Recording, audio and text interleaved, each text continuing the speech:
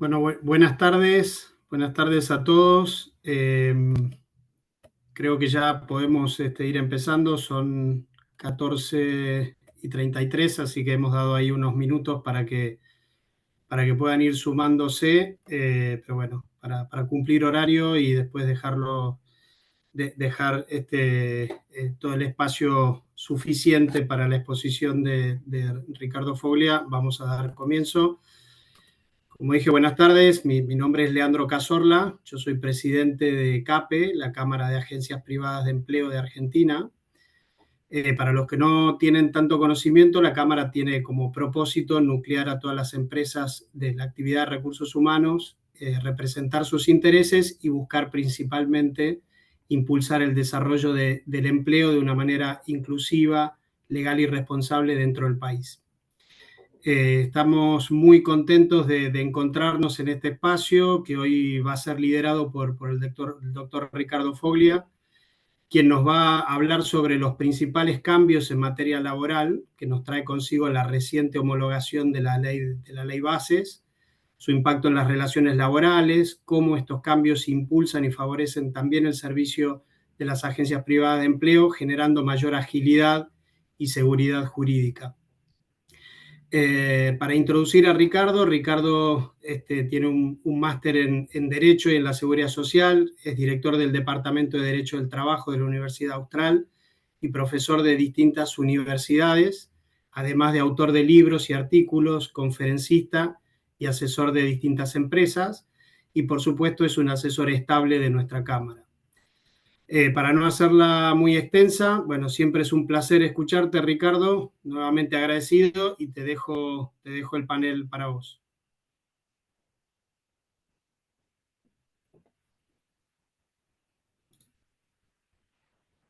Bueno, muchísimas gracias, Leandro, a la Cámara por esta invitación y vamos a reflexionar sobre la reciente ley Bases 27742, que en algunos puntos, sobre todo conceptualmente, implica un cambio o el inicio de un cambio en el sistema de relaciones laborales de la Argentina, que está en crisis desde hace muchos años. Esto como marco conceptual. Los efectos de esta crisis del sistema de relaciones laborales de nuestro país ha sido la baja creación de empleo. Piensen que no se crea empleo desde el año 2011, ya son muchos años. El crecimiento del trabajo no registrado, que ha hablado como factor de compensación.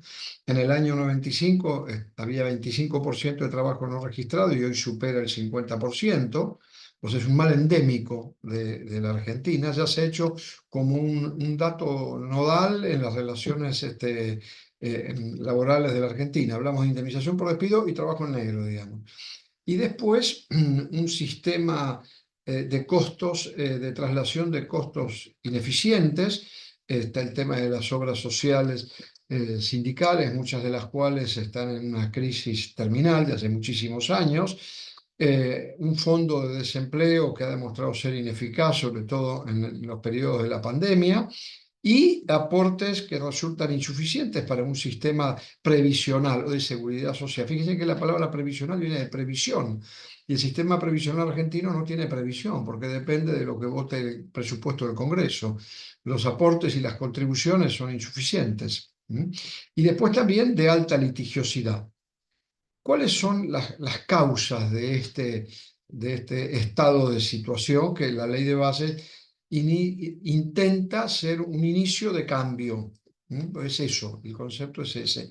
Bueno, primero, normas vetustas. Fíjense que tenemos, por ejemplo, la ley de jornada de trabajo desde el año 1925, es decir, tiene casi 99 años. Miren todo lo que ha evolucionado el sistema productivo y de organización de las empresas en los últimos 100 años.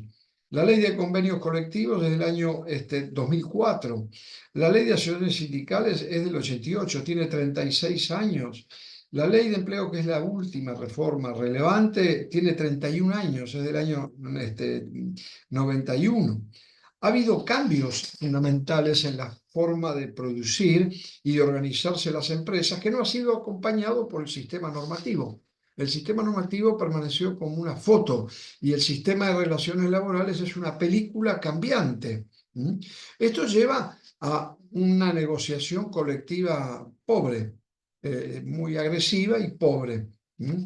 Se discuten salarios y no se discuten otras cosas, básicamente. Y en épocas de crisis, los sindicatos reviven para intentar alcanzar los coeficientes inflacionarios, ¿tá?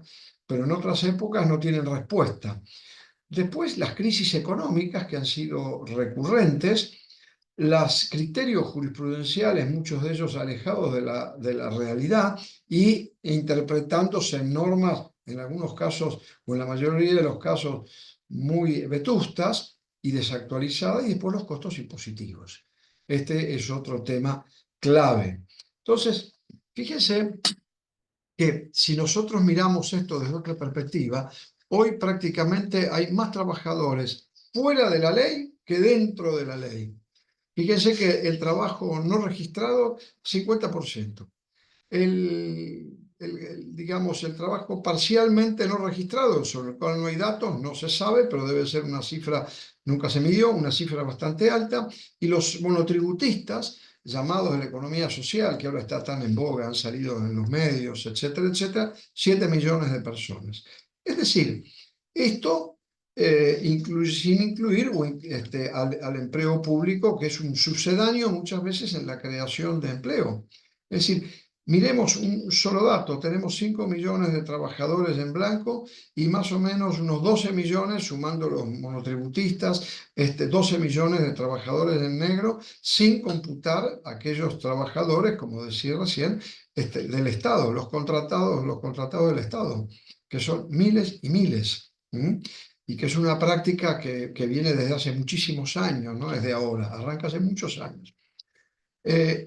Ahora tenemos que hacer una comparación entre lo que era el DNU, el 70/23, y la ley de bases. El DNU está en un limbo jurisprudencial, porque la Cámara del Trabajo suspendió su aplicación, pero hay provincias como Río Negro o inclusive la provincia de Buenos Aires que no reconocen su aplicación. La provincia de Buenos Aires lo hizo recientemente en un fallo en el cual es referido a la tasa de interés en la provincia de Buenos Aires, donde ni siquiera se refiere al criterio de la tasa de interés que tenía el DNU. El DNU tenía un artículo específico sobre la tasa de interés. Bueno, la provincia de Buenos Aires dicta un nuevo fallo cambiando el criterio anterior, estableciendo 3 alternativas de las tasas de interés, pero sin referenciando al DNU 70/2013. Es decir, ni lo menciona, lo mismo la provincia que mencioné recientemente, con lo cual esto genera varios interrogantes. ¿Se aplica en todo el país? ¿No se aplica? ¿Cuál es el alcance? ¿Solo para la capital federal?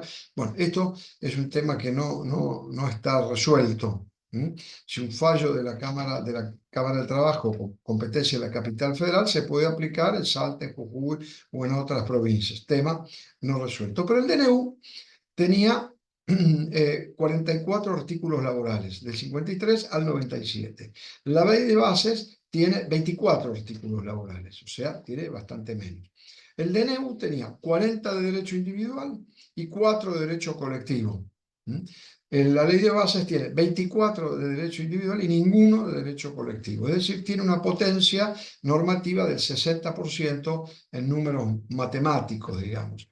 Es decir, esto demuestra que los sindicatos fueron eficaces en este primer tramo para esterilizar las 4 normas colectivas, una de las cuales eran los aportes o las cuotas solidarias. Esto quedó afuera. Pero bueno, de todos modos, como dije recién, la ley de bases implica un avance sobre el sistema normativo conceptual. Si yo tuviese que decir cuáles son las 3 o 4 ideas subyacentes de la ley de bases, la primera es reducir el ámbito de aplicación de la ley de contrato de trabajo, del sistema laboral. La segunda, cambiar el eje y establecer a la tercerización como una forma normal de producción y no como una forma de fraude, que era el criterio que tenía la ley de contrato de trabajo del año 1974. Esa ley estaba pensada en la gran empresa industrial concentrada y entonces todo lo que salía de este molde era fraude. Bueno, eso hace muchos años, ya desde la década del 90, fue dejado de lado en el mundo. Hoy en día, si uno tuviese que definir el contrato de trabajo, ya no es como era antes obediencia y laboriosidad a cambio de estabilidad, sino oportunidad a cambio de iniciativa. Esto es un cambio paradigmático que va a ser inevitable, sobre todo con las nuevas tecnologías. Y después, equilibrar las relaciones laborales a través de un sistema, reducción del sistema de presunciones que tenía la ley de contrato de trabajo. En primer lugar, entonces, de los aspectos relevantes para las empresas de la ley de bases, nos encontramos la moratoria de regularización de las relaciones laborales. Es decir, una vez más se recurre a este procedimiento. La ley establece que pueden regularizarse las relaciones del sector privado iniciadas antes de la sanción de la ley, de la vigencia de la ley, y para los trabajadores no registrados o deficientemente registrados, en ambas cuestiones. El plazo de regularización es de 90 días corridos desde la publicación de la ley. Acá hay un tema que falta la reglamentación, con lo cual puede haber una dicotomía de plazos entre lo que dice la ley y la normativa reglamentaria que todavía no está. Y los efectos de la registración es la eliminación de las acciones penales, la condonación de todas las infracciones, las multas ante la AFIP y todo lo demás, las sanciones, la baja del REPSAL, que es ese registro de trabajadores no registrados juntos con el trabajo infantil y el trabajo esclavo. Bueno, estos se eliminan de este listado. Y después una condonación parcial de los aportes y contribuciones que no puede ser inferior al 70% y que va a ser establecida por la reglamentación. Y abarca tanto las deudas administrativas como judiciales. Los efectos para el trabajador de esta regularización es que se computan como si hubiese tenido 60 meses de aportes y contribuciones computados sobre el monto del salario mínimo vital y móvil. Estos 60 meses sirven para cumplir años de servicio y para obtener la prestación básica universal y acceder a las prestaciones del desempleo. La FIP, en este caso, debe abstenerse de formular determinaciones de deuda, por igual causa y por igual periodo del pasado. Este es un primer sistema importante. Creo que faltaba algún componente al cual me voy a referir más adelante para cerrar el tema de la moratoria, porque las moratorias siempre se han dictado moratorias para el pasado, moratorias para el futuro, de aportes y contribuciones, sobre todo apuntando a la registración. Y en líneas generales no han sido eficaces porque no han sido acompañados de un verdadero programa que es donde se acumula el trabajo no registrado de un régimen de la pequeña y mediana empresa. Ustedes fíjense que el trabajo no registrado, según estadísticas del INDEC o del barómetro de la deuda social de la UCA, se concentra en las empresas de menos de 20 trabajadores, el 80%, y de eso el 90% en empresas de menos de 10 trabajadores. Y uno puede pensar, bueno, esto es por una maldad, no, es por un estado de impotencia patrimonial. Esas empresas no pueden soportar los costos laborales y los costos impositivos. Fíjense que para esas empresas, por ejemplo, de esa entidad, que tienen, por ejemplo, 4, 5, 6, 7 trabajadores, pongamos una de 4, se ausenta un trabajador por enfermedad inculpable y es el 25% de la mano de obra. Y tienen que asumir un costo equivalente a otro 25% más para reemplazar al trabajador enfermo. Este era el sistema original de la ley. Bueno, esto es una modificación relevante, modificar el sistema para las pequeñas y medianas empresas y hacer un sistema escalonado. El segundo tema que también es muy importante es la derogación de las multas por empleo no registrado o por deficiente registración laboral. Esto empieza en la década del 90. Es decir, se empiezan a dictar una serie de incrementos indemnizatorios y sanciones a favor del trabajador para favorecer la registración. Un poco la idea fue la de la zanahoria y el caballo. Es decir, se pensaba que los trabajadores no solicitaban su registración porque tenían un trabajo y temían perderlo. Entonces se dijo, mira, si vos denuncias al empleador vas a tener un premio, que son estos incrementos indemnizatorios y esas multas. Esto que arranca en el año 90, 91 concretamente, que establece multas del 25% de los salarios devengados y la duplicación de indemnizaciones en las relaciones vigentes, sigue posteriormente con otras leyes del año 98, la 25013 y otras 25323, y también las multas por los certificados y por la retención de aportes, etcétera, etcétera. O sea que prácticamente hemos vivido un sistema de multas que después se extendió al trabajo agrario de las casas particulares desde el año 90 hasta el año 2013, que la imaginación fue creando más y más multas con la intención de solucionar el problema del trabajo no registrado. Se drogan todas las multas. Y ahora después me voy a referir a un punto muy importante.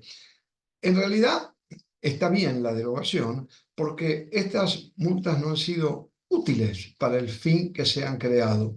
El trabajo en negro en el año 90 era 25%, en el año 2014 42% y hoy supera el 50%. Es decir, han sido ineficaces. Por el contrario, cabe hacer una reflexión.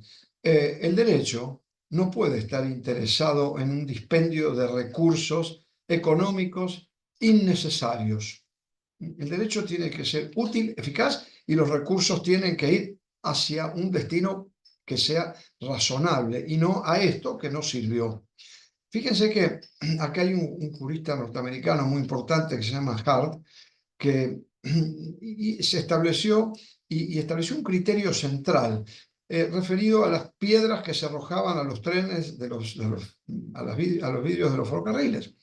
Y la cuenta de él que sacó en su momento fue, bueno, la solución sería blindar todos los vidrios de los trenes, pero esta solución sería mucho más costosa que todos los otros costos derivados. Entonces, aquí es donde se empieza a elaborar esta relación entre derecho y economía y este destino inútil de los recursos. Me parece muy bien que se hayan eliminado unas multas que fueron pensadas para paliar una situación que no solamente no se palió, sino se agravó. ¿Ya? Porque también hay que tener en cuenta que el trabajo lo crea la economía. El derecho puede ser un factor coayudante, pero no es un factor creador y puede ser un factor de obstáculo a la creación de empleo. Pero en sí mismo la potencialidad de creación de empleo corresponde a la economía. Así que todas estas multas quedan derogadas. Digamos, acá hay un tema muy relevante que se está planteando ahora, que es, bueno, estas multas, esta derogación, ¿qué se aplica? ¿Se aplica a las relaciones laborales de ahora en adelante o se aplica también al pasado? Y como siempre pasa en el derecho, acá hay dos ideas. Hay una idea, y ya hay dos fallos, uno de Córdoba y otro de Iguazú, en el cual dicen, como las multas son sanciones penales, estas multas fueron derogadas y en consecuencia esta derogación se aplica a las multas, a los juicios en trámite y a todos los juicios que no han sido iniciados, porque son sanciones penales, se aplica la ley más benigna y aparte porque el Código Civil dice que la nueva norma se aplica a las situaciones y relaciones jurídicas existentes. Y esta es una relación existente. Este es un criterio. Por otro lado, hay otro sector que opina que estas multas continúan vigentes, porque dicen, bueno, se aplica el criterio de la ley penal más benigna. Como son multas, se aplica la ley penal más benigna y entonces la ley penal más benigna es la multa. Claro, ¿benigna para quién? Benigna para el trabajador. ¿Tá? Bueno, este sería un poco el argumento. Pero el tema central es que un tema que se discutió mucho, yo siempre sostuve que eran multas, y así lo escribí cuando salieron en la década del 90. Bueno, después se dice que son indemnizaciones, se discutió mucho, mucha parte de la doctrina de la jurisprudencia decía que son indemnizaciones. Bueno, ahora para salvar esto todo el mundo reconoce que se trata de multas. Entonces, multas de naturaleza penal, unos para que las multas sigan y otros para que las multas se extingan aún en los juicios en etapa de ejecución. Yo creo que hay que esperar un poco más el desarrollo de la jurisprudencia. Por ahora son dos fallos nomás, de primera instancia, uno de Córdoba y otro de Iguazú. La cuestión va a ser litigiosa y muy debatida.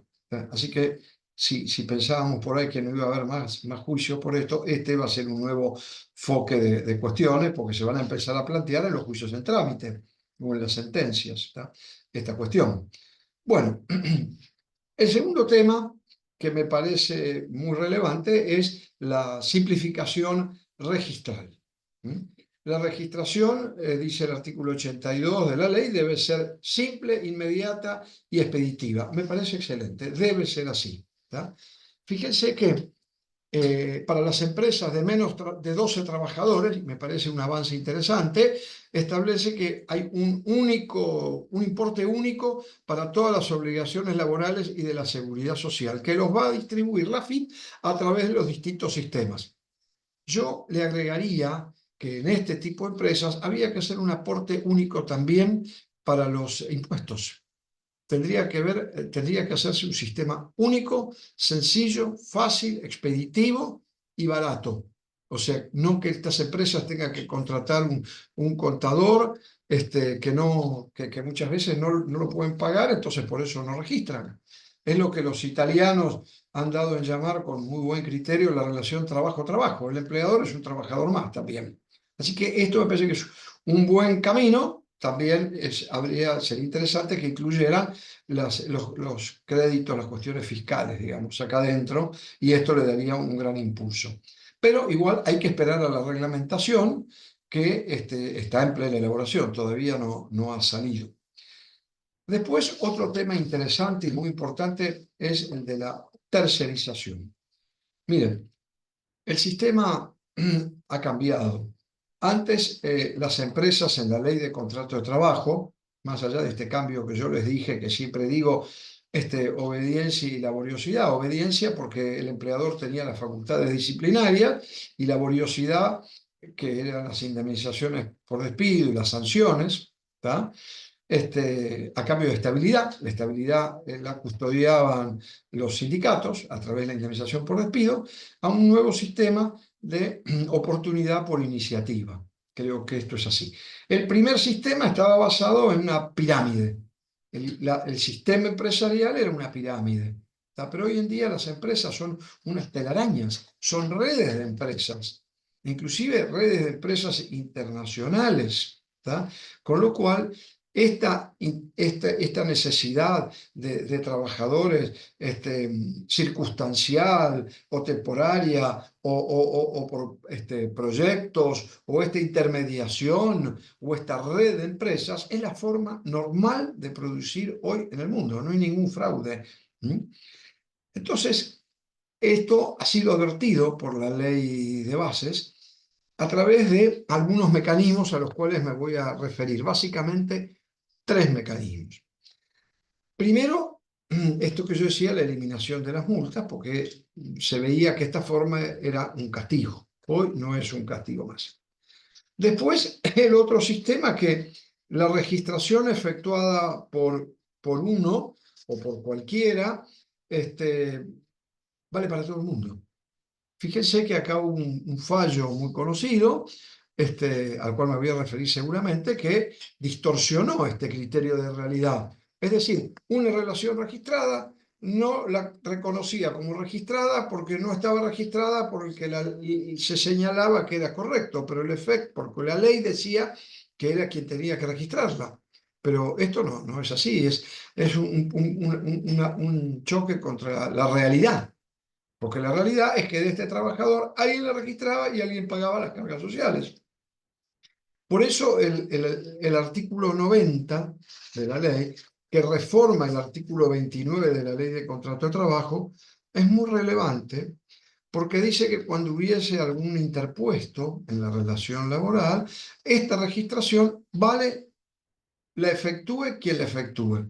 Y acá me quiero referir a un fallo muy conocido y muy padecido, que fue en su momento el plenario Vázquez con Telefónica, que después fue adoptado por la provincia de Buenos Aires y después por otras provincias, en la cual el sistema el caso era muy fácil. Vázquez era empleado de una empresa de servicios eventuales, y lo tenía registrado esta empresa, y la Cámara en su momento y los demás tribunales consideraban que esta registración no era válida. Entonces disponían las multas por trabajo no registrado y, por supuesto, todo el fenómeno de las cargas sociales y de los mayores costos a un trabajador que en realidad estaba registrado, que había recibido sus cargas sociales y sus aportes y contribuciones, que era la finalidad de la ley. Bueno, este sistema, con la modificación del artículo anterior al cual vimos recién y la reforma del artículo 29, se termina.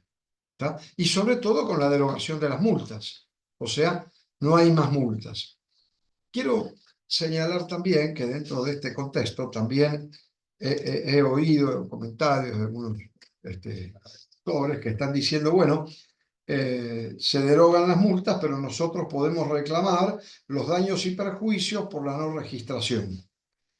Lo he oído bastante. Aparte de hablar de la subsistencia de las multas, han hablado de esta posible demanda de daños y perjuicios en sustitución de las multas. Yo creo que no es posible, o por lo menos es muy dificultoso, porque para probar un daño hay que recurrir al Código Civil y se tiene que probar el daño concreto. A ver, ¿cuál sería el daño? No pude acceder a la obra social. Bueno, muy bien, tendría que mostrar en un caso concreto que no pude acceder a la obra social, no pude acceder al PAMI, no pude acceder al hospital público y tuve una patología importante. Muy difícil. ¿Tá? Que no puedo acceder a una jubilación. Bueno, es un daño hipotético, salvo que tenga 65 años. Si yo tengo 30, no sé, a los 65, ¿qué pasa? Por ahí muero antes, me incapacito antes o tengo otro trabajo. Con lo cual, esta posibilidad creo que más bien retórica que de posible concreción, porque tiene este freno jurídico muy relevante. Otro de los cambios importantes es el periodo de prueba, que lo pasa a 6 meses, de 3 a 6 meses. Los convenios colectivos de empresas de 6 a 7 trabajadores, 100 trabajadores lo pueden llevar a 8 meses, y las empresas de hasta 5 trabajadores lo pueden llevar a 1 año. Esto, algunos podrán decir me gusta o no me gusta, pero no tiene ninguna objeción constitucional. Recordemos que la normativa anterior establecía 3 meses desde el año 2004, y la normativa anterior a esta, que dio origen, establecía 3 meses por convenio colectivo a 6 meses y en la pequeña empresa de 6 a 12 meses. O sea que esto es un cambio importante, en el sentido de que el empleador va a tener 6 meses para poder probar el trabajador y el trabajador va a tener 6 meses para decidir si el empleo le gusta o no. En las pequeñas empresas de menos de 5 trabajadores esto llega a 1 año, en las intermedias a 8 meses. Me parece que es un cambio importante desde el periodo rígido de 3 meses sin ninguna diferencia de acuerdo al tipo de empresa. Otro cambio también importante es el tema de las licencias por maternidad. Es un tema para el empleador en cierta medida neutro, porque acuérdense o recordemos que la ley de contratos de trabajo establece 90 días, 45 antes, 45 después, y del periodo preparto se pueden pasar 15 días al periodo posparto, de forma que sería 30 días o 60 días a opción de la trabajadora, en este caso, ¿no? Bueno, la nueva norma mantiene los 90 días, establece los periodos de 45 y 45, pero establece que el periodo preparto puede ser de 10 días y el resto, 80 días, pasaría al periodo posparto. Sería un cambio que en cierta medida, bueno, muchas trabajadoras les conviene esta opción, esta alternativa también, ¿tá? Así que no es una norma que represente complejidades fuera de las circunstancias que hablábamos recién. Otro tema también que es muy importante es la especificación de las justas causas por despido. ¿Tá? En el artículo 242, la Ley de Contrato de Trabajo establece un concepto genérico de justa causa de despido, que depende del juez. que se torne imposible de prosecución el vínculo laboral. Esto fue así desde los orígenes del derecho del trabajo argentino. Hay otras legislaciones que establecían un sistema de justas causas regladas o establecidas. Esto generó problemas porque el derecho del trabajo es cambiante y hay nuevas tecnologías y entonces no estaban dentro de este listado. Ese listado en estas legislaciones se transformó en simplemente enunciativo, pero el sistema argentino siempre fue un sistema de justa causa abierta cuya definición final queda a cargo del arbitrio judicial. Es el juez el que define si hubo justa causa o no hubo justa causa. Y aquí se han dictado, digamos, numerosos fallos, que en algunos casos no hay dudas y en otros casos la cuestión es más discutida o debatida. Bueno, la ley de bases establece hechos tipificantes de justas causas. Es más bien un recordatorio, porque todos estos hechos van a tener que ser probados en sede judicial y avalados o aceptados o rechazados por el juez. En primer lugar, establece un genérico, un concepto genérico especial de justas causas calificadas y después un sistema de presunciones. ¿Cuál es la especificación general de la justa causa? Bueno, establece que podrá considerarse justa causa, esto depende del criterio del empleador y la evaluación judicial que se haga en función de las pruebas, cuando los trabajadores que participen, la participación activa del trabajador, no la participación estática, sino la participación activa en bloqueos y tomas de establecimiento. Entonces, que el sistema argentino, yo cuando di clases afuera, siempre resultaba muy rara esta afirmación. Para el sistema argentino, la mejor forma de negociación es empezar con un buen conflicto. O sea, nosotros no vemos, como otros sistemas, la legislación española, por ejemplo, que el conflicto es el fracaso de la negociación.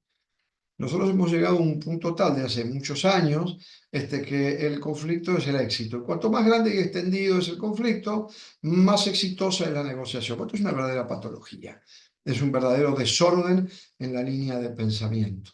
Esto es histórico. Entonces me parece bien este recordatorio de bloqueos y de tomas de establecimiento como un recordatorio genérico que va a depender de la evaluación judicial, por supuesto, y va a depender de las pruebas que se puedan aportar. Esto también es muy importante.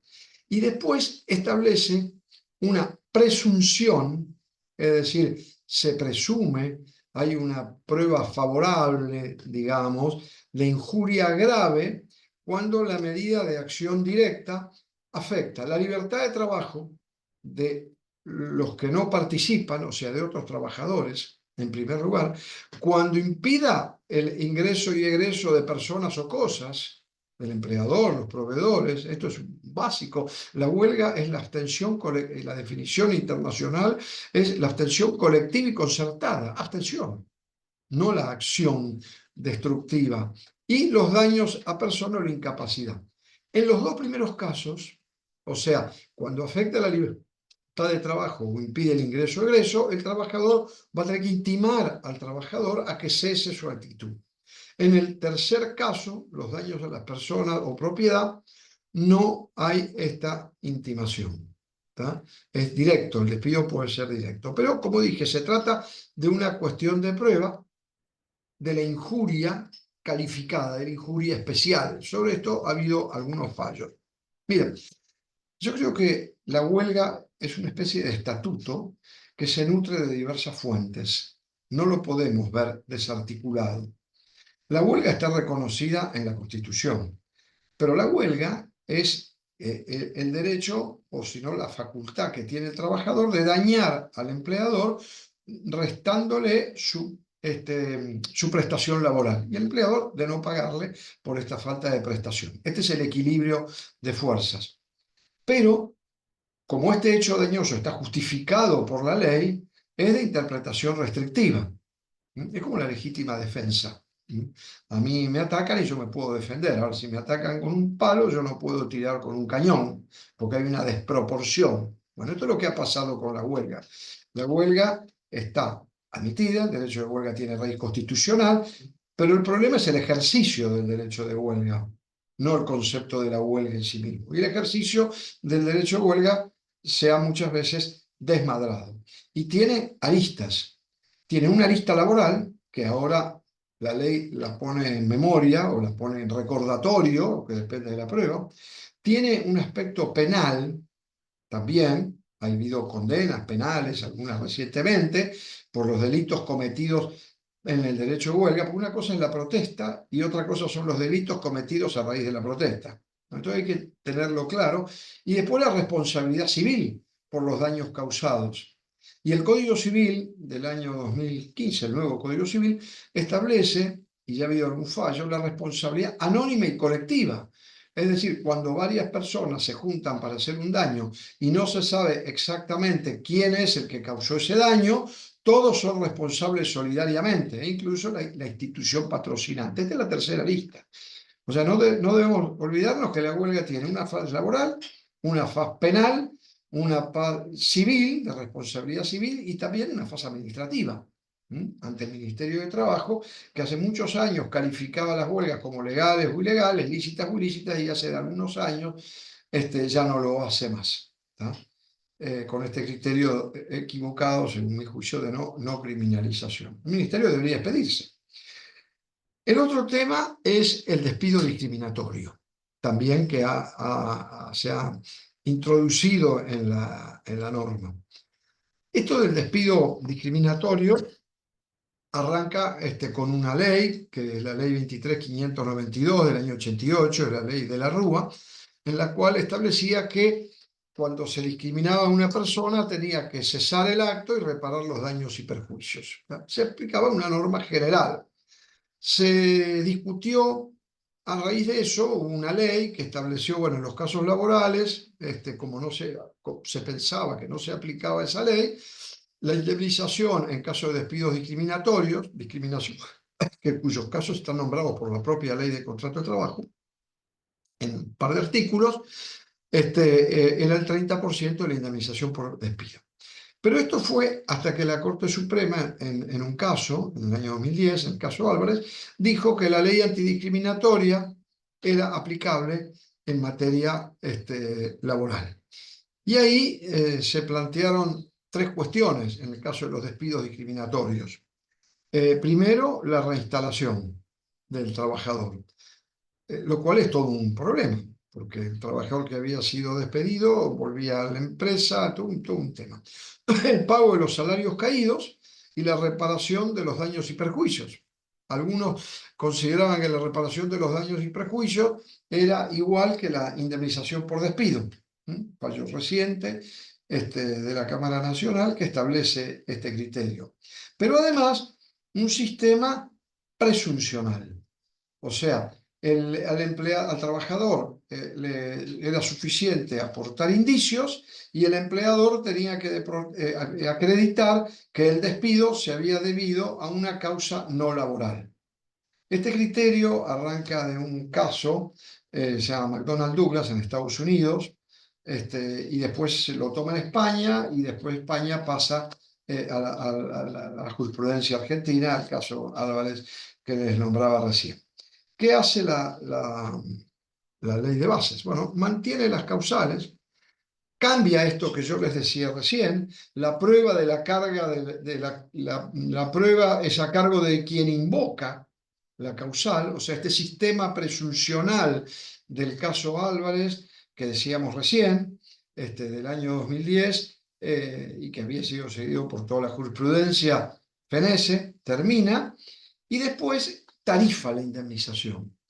Y establece que si se prueba, la indemnización es el 50% de la indemnización por despido, que puede llegar, de acuerdo al criterio judicial, hasta el 100%. Establece, además, otro principio que no se acumula con ningún otro régimen, con lo cual bloquea la posibilidad de aplicar la ley 23.592, y otra cosa que establece, para cesar la reincorporación, establece que el despido, aún discriminatorio, produce la extinción definitiva del contrato de trabajo.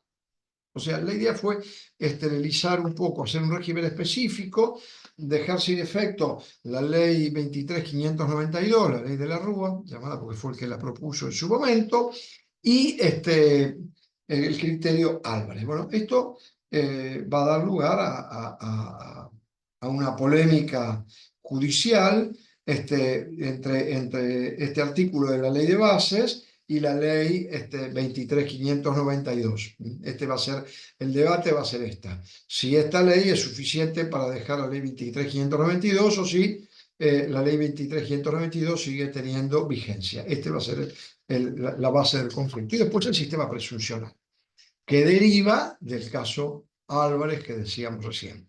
Así que esto me imagino que va a generar algunos litigios. Otra cuestión es que establece un fondo de cese en el artículo 96. Pero este fondo de cese, tipo de la construcción, cese laboral, depende de la reglamentación y tiene que ser instaurado por convenio colectivo. En la construcción es un sistema que tiene muchos años, se planteó su inconstitucionalidad en su momento, la jurisprudencia dijo que era constitucional. El problema es que es un tema de costos. En la construcción es un sistema que conviene porque hay mucha rotación de mano de obra. En cambio, en unas empresas que tienen más estabilidad, bueno, habría que sacar la cuenta, ¿tá? Sobre el 7-8%, que es el mínimo para que funcione un sistema, es razonablemente competitivo. La otra cuestión que se plantea es quién va a manejar este fondo, ¿no? Quiénes van a ser los responsables del manejo de este fondo. Y después también permite la contratación de un seguro para las indemnizaciones del 245, o sea, la indemnización por despido, y para los mutuos acuerdos. A través de esto permitiría hacer un sistema de ahorro, ¿tá? Que en la Argentina no existe y que en otros países, como en Estados Unidos, sí existe. También depende esto de cuál va a ser la reglamentación que está en ciernes. Otro tema muy importante en la estructura, que yo se los nombré al principio, es la deslaboralización. Es decir, es sacar, digamos, ciertos contratos del ámbito del derecho del trabajo, que ha generado bastante polémicas. El artículo 88 de la Ley de Bases, en el capítulo laboral, agrega al artículo 2 de la Ley de Contrato de Trabajo, que dice que no se aplica al personal, digamos, de la administración pública, que tampoco se aplica a los trabajadores de casas particulares y a la construcción, obviamente. Este sistema establece que no se aplica a todas las contrataciones de obras y servicios y todos los regulados por el Código Civil. Bueno, acá hay un problemita referido al contrato de obras y servicios, porque el artículo 1252 del Código Civil dice que cuando en el contrato de obras o de servicios hay relación laboral, se rige por la ley de contrato de trabajo. Por lo cual esto va a traer alguna incertidumbre. Después, el artículo 23, artículo 89, que establece que no hay presunción de existencia de contrato de trabajo en las contrataciones de obras o servicios profesionales y de oficios. No se presume que acá hay contrato de trabajo cuando estos se emitan recibos o facturas y que el pago sea a través de sistemas bancarios. Y finalmente, en el artículo 97 establece que tampoco se rigen por el ámbito laboral aquellos empleadores, los trabajadores independientes con colaboradores. Es decir, es una persona que contrata hasta 3 colaboradores para hacer un emprendimiento y entonces señala que estos colaboradores no son empleados en relación de dependencia. Va a haber que esperar la reglamentación, porque ¿qué pasa si contrata un cuarto, sale del sistema, y si contrata 3 como fuera de la ley de contrato de trabajo, este cuarto contratado adentro de la ley de contrato de trabajo haciendo las mismas tareas puede ser un caso muy conflictivo? Así que va a haber un sistema, ahí va a haber un tema que va a haber que esperar la reglamentación y seguramente, pues muy probable, que genere algunos litigios. En materia de trabajo agrario, bueno, incluye el periodo de prueba, las bolsas de trabajo, también. Y como resumen final del sistema, posibilita la posibilidad de que las empresas de servicios eventuales presten sus servicios en el régimen del marco del trabajo agrario, circunstancia que no estaba prevista por la ley que rigió hasta hace pocos días. Este es el sistema. Una luz. La luz, la ley es una luz. Es un cambio profundo en muchas cuestiones conceptuales. Y puede ser el inicio de un nuevo sistema. Espero que sigan normas para clarificar estas cuestiones, otras cuestiones de la ley, que son bastante litigiosas, las indemnizaciones por despido. Miren, nuestro sistema ha llegado a un punto tal que algo tan fácil que saber cuánto tengo que pagar si despido y cuánto tengo que cobrar es confuso, que el teléfono, que el celular, que la cochera, que la obra social, que si el bono sí, el bono no. Bueno, yo me refiero a estas cuestiones.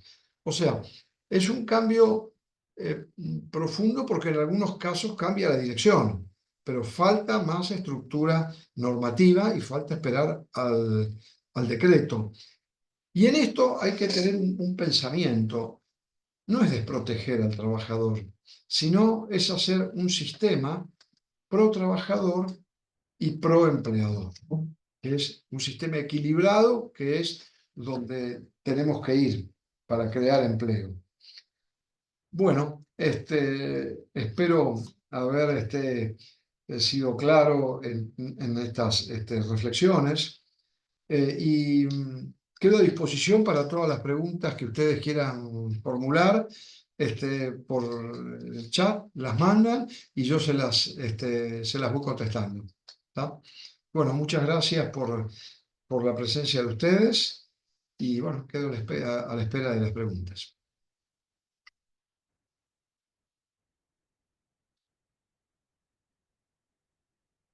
O sea, el problema no son las preguntas, son las respuestas en general.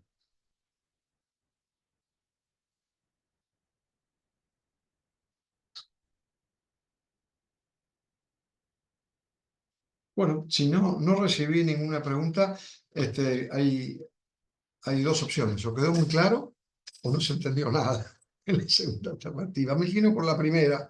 ¿Tá? Bueno, muchísimas gracias a CAPE por la invitación, muchísimas gracias a todos ustedes por la paciencia y espero haber sido útil y haber prestado un servicio. Muchísimas gracias.